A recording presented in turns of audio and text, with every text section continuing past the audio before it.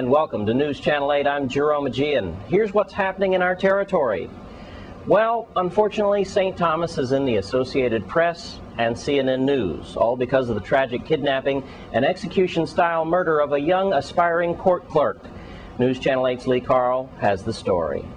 Dressed in the red Bureau of Corrections jumpsuit, 22-year-old Devin Frett kept biting his lower lip as he was escorted into the Superior Court Wednesday, held in handcuffs in front of him as he made his way to the defense table with his head down. Throughout the hearing, he was advised of his rights by VI Superior Court Judge Leon Kendall. Frett kept looking around, shaking his head, as two police officers described how Frett and an unnamed minor allegedly robbed, kidnapped, and killed 27-year-old Gabriel Lerner sometime after 9 a.m. Sunday. Anita Panshin's article follows up the court information we have regarding this. According to the court documents, Frett had been convicted in July of 2006 of unlawful sexual contact. And he in second degree, and was sentenced to 2 years in jail. This has been soon after that he was deported back to Tortola. Government Attorney Ernest Basin said during the hearing, the fact that Frett was in the territory illegally shows that he is a flight risk. Basin said he was asked Kendall to hold Frett without bail pending his trial. There was also more information. The court would normally ask questions of the defendant and make determination as to whether he's a flight risk or danger to the community, Kendall said, but we're going to forego that.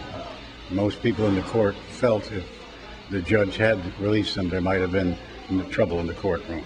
However, police found the body shortly after midnight Wednesday. Frett and the minor was seen driving the clerk's car, Lerner's car, the day before, and managed to elude police officers after leading through a high-speed chase throughout the streets of St. Thomas. The two were detained and brought in for questioning shortly after 6 p.m. Tuesday, and information provided by the minor was discovered by police to be a runaway. Mr. Lerner was on his way to Linquist Beach for a Bible attempt, Marsh said. Just passing Sapphire Beach area, Frett asked Lerner to pull over to the side of the road so he could go to the bathroom to pee. Frett got out and peed, apparently, asked Mr. Lerner if he had been robbed before. Mr. Lerner said, "No, are you going to rob him?" Then he told him to get in the trunk of the vehicle. Lerner, they drove him apparently to traveled to the Friendly Grocery on the north side.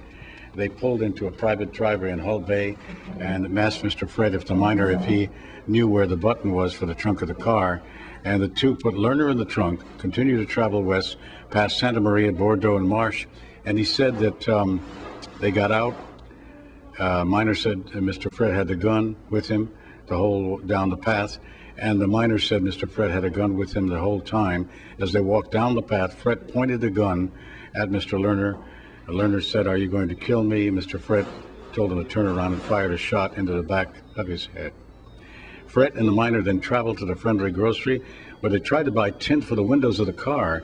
After discovering they store didn't sell tint, they went on to Western Auto, and they used the credit card of Lerner. The understanding is that the surveillance cameras did see them there, by the way. Frett did not corroborate the minor's statement when asked by police about what happened, but the minor did take them to the Bordeaux area where the body was found.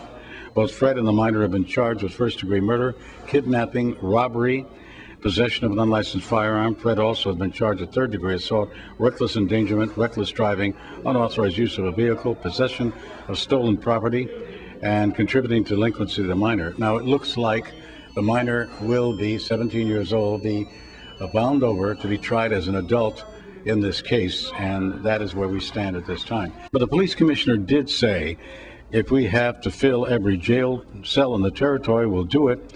The community has had enough.